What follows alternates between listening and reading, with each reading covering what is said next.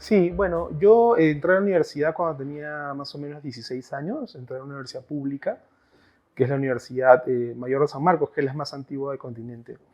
Yo entré a estudiar comunicación social y en ese momento, cuando tienes 16 años, no sabes muy bien qué cosa quieres estudiar o qué cosa quieres hacer con tu vida en general. Hasta que ya más o menos en el segundo año de la carrera, un amigo me prestó una revista que en su momento se llamaba Etiqueta Negra, que fue una gran revista de periodismo narrativo.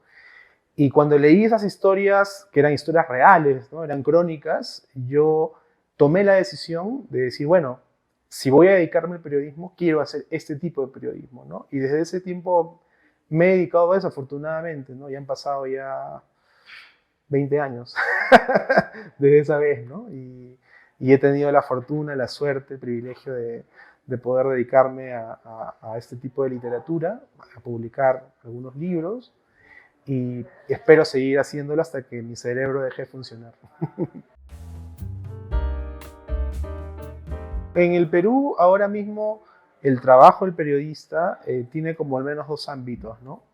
Creo que el periodismo en mi país al menos una herramienta muy importante para poder construir la democracia, poder fortalecer la ciudadanía, ¿no? Porque lo que hace el periodismo, al menos para mí, es poner en las manos de los ciudadanos información, historias que permita que la sociedad pueda ser dueña de su propio destino, ¿no?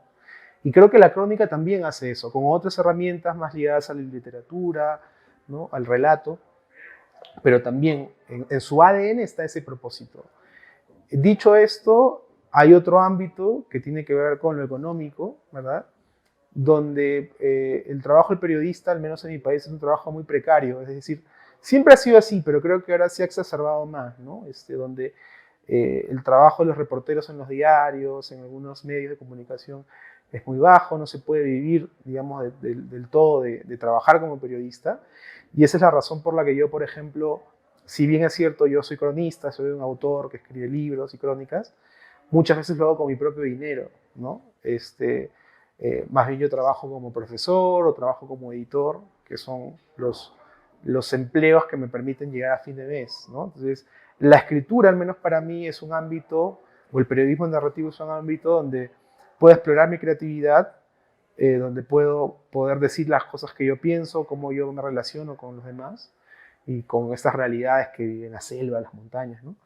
Pero no necesariamente puedo vivir de eso, ¿no? Todavía, ¿no? Entonces, creo que hay estos dos ámbitos, ¿no? Por un lado, es una herramienta muy importante para construir ciudadanía, fortalecer la democracia, pero por otro lado, no está tan valorada en términos más bien laborales, ¿no? Digamos, hoy en día, ¿no? Yo tengo hasta el día de hoy dos libros publicados como autor. El primero de ellos es Guerras del Interior, que es un libro que se publicó digamos, en varios países de América Latina y también en España. En México, de hecho, se ha publicado, que es un libro sobre conflictos socioambientales causados por la extracción de recursos naturales, ¿no? La madera, el oro y el petróleo. Eso se publicó en el 2018. Y luego en el 2021, pasada la pandemia, ¿no? Publicó un libro de no ficción también que se llama Algo Nuestro sobre la Tierra, ¿no? Que es un libro sobre el trabajo funerario durante la pandemia de COVID-19 en mi país, ¿no?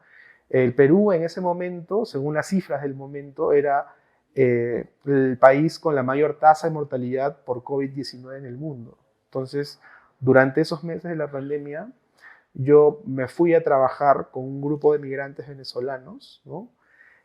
A recoger los cadáveres, nuestros muertos, ¿no? De los hospitales, las casas, las calles, y llevarlos al crematorio, ¿no? Una experiencia ciertamente inquietante, muy fuerte, ¿no? Pero que al menos a mí como cronista era muy importante para poder dar cuenta de cómo la pandemia había alterado nuestra relación con la muerte, ¿no? Y los rituales de la muerte. Y también dejar como testimonio eh, qué errores habíamos cometido como país también para que esta mortandad se elevara tanto, ¿no? A la historia de la literatura, las pandemias han han sido también protagonistas, ¿no? de libros, de crónicas, ¿no? de las pestes, ¿verdad? Donde siempre las personas más vulnerables, más precarizadas, son las que se encargaban del trabajo funerario, de recoger los cuerpos. Los extranjeros, los indígenas, los negros, etcétera, los asiáticos. Entonces, eso me parece que en mi libro se retrata también, solamente que en el siglo XXI, ¿no? La migración venezolana es la más importante el día de hoy de Latinoamérica, ¿no? Y me parecía que era importante como que ellos también den su testimonio de lo que habían vivido en esa época donde ciertamente los peruanos no querían recoger los cadáveres por miedo al virus, ¿no? Pero ellos, como eran más vulnerables, más precarizados, hacían el trabajo que nadie quería hacer, ¿no? Entonces el libro da cuenta de eso, ¿no? Intento, en la medida de lo posible, estar al tanto de la producción de mis contemporáneos, ¿no? De mis colegas contemporáneos. Y yo veo al día de hoy que hay cada vez más un interés de utilizar los recursos de la crónica periodística para contar historias digamos, relacionadas al poder, relacionadas a los efectos que tiene el poder sobre las personas, sobre los ciudadanos, ¿no? Ya sea vinculada, por ejemplo, el tema de las bandas criminales en ciertos países, la corrupción, las grandes empresas de industrias extractivas, ¿no? Todo ese tema del calentamiento global, todo ese tema de los conflictos sociales ocasionados por la crisis del agua. Hay un interés cada vez mayor en aplicar esas herramientas para poder contar esas historias, ¿no? Que me parece que al día de hoy es el terreno donde se juega nuestro futuro, ¿no? Entonces, dicho esto, yo siempre he pensado que la crónica periodística tiene una particularidad, ¿no? O sea, la crónica, ciertamente, es un género del periodismo, pero también es un género de la literatura. Y lo es no solamente por los recursos estilísticos del lenguaje, sino por el tipo de búsqueda que emprende este tipo de relatos. Es decir, no solamente está interesado en informar, en denunciar un hecho, sino también en explorar ciertos asuntos humanos, ¿no? Eso es al menos lo que yo intento hacer a través de mi escritura, ¿no? Es decir, voy a contar, por ejemplo, la historia de una campesina en los Andes que se enfrenta a una minera de oro. Voy a denunciar el hecho, voy a informar sobre el hecho, pero también el texto que yo escribo va a ser como una especie como de artefacto narrativo que a los lectores les va a permitir pensar sobre qué cosa es el progreso, cuál es el precio que pagamos para poder tener esa vida moderna que llevamos, ¿no? Lo vanidosos que somos los seres humanos al comprar y consumir un metal que realmente no es útil para, digamos, no es vital para el ser humano, ¿no? Nadie se muere si no tiene una joya de oro, ¿verdad? Pero a pesar de eso, seguimos destruyendo ecosistemas para poder convertir ese metal en una mercancía, ¿no? Entonces creo que la crónica tiene esa posibilidad. Informa, denuncia, cuenta, pero también hace que tú puedas reflexionar, construye pensamiento crítico sobre la realidad. Eso me parece que es importante. Y hoy en día, con tanta información alrededor, las redes sociales, creo que la crónica lo que te hace es decir, oye, cálmate un ratito, tómate tu tiempo y lee esta historia, reflexiona sobre lo que está pasando en el mundo y toma acción, ¿no? Creo que esa es la invitación al menos que yo intento hacer. A veces me sale, a veces no, pero eso es poco el propósito, ¿no? La verdad no lo sé, porque, o sea, cuando yo era chico, cuando yo era niño, yo quería estudiar otra cosa, ¿no? Quería estudiar música, artes plásticas, diseño gráfico, porque a mí me gustaba mucho dibujar, ¿no? Siempre me encantó dibujar. Pero en mi casa no había dinero, entonces mi madre me dijo, oye, tienes que estudiar algo que te dé un sueldo, una carrera, ¿no? Y dije, bueno, me gusta leer, ¿no? Me gusta leer, me gusta... Ni siquiera es que escribía, o sea, cuando era niño escribía un diario o algo así, ¿no? O cuentos. Hacía las tareas que me dejaban. Entonces yo decidí estudiar periodismo porque literatura tampoco podía estudiar, ¿no? Entonces claro, entrando a estudiar, siendo tan jovencito, es que el periodismo a mí me encuentra, ¿no? Este tipo de textos, de literatura, me encuentra a mí. Y comienzo a trabajar de eso, comienzo a estudiar eso, ¿no?